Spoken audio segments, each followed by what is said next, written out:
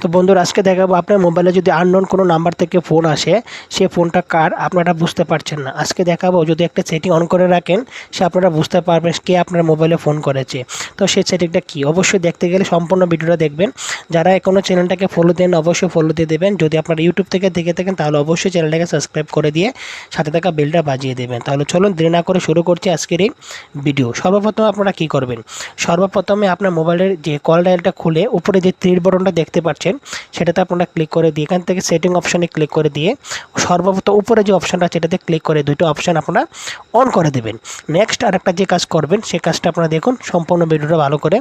দুইটা অন করার পর ব্যাকে চলে যাবেন, তারপর নিচের দিকে দেখুন এই যে অপশানটা দেখতে পাচ্ছেন এটাতে ক্লিক করে এখানে ক্লিক করে এটা অলওয়ে করে দেবেন। বাস, দ্বিতীয় ক্লাস শেষ। আরেকটা কাজ আছে আপনারা দেখাচ্ছি, সেই তৃতীয় নম্বর কাজটা হলো ব্যাক চলে গিয়ে এই যে নিচের দিকে একটা কাজ আছে এইটা অন করে দেবেন। বাস, আপনি যদি তিনটা কাজ করে নিতে পারেন তাহলে আপনার মোবাইলে যে ফোন করবে তার সব ডিটেলস আপনি পেয়ে যাবেন। এ চলে আজকে ভিডিও। ভালো লাগলে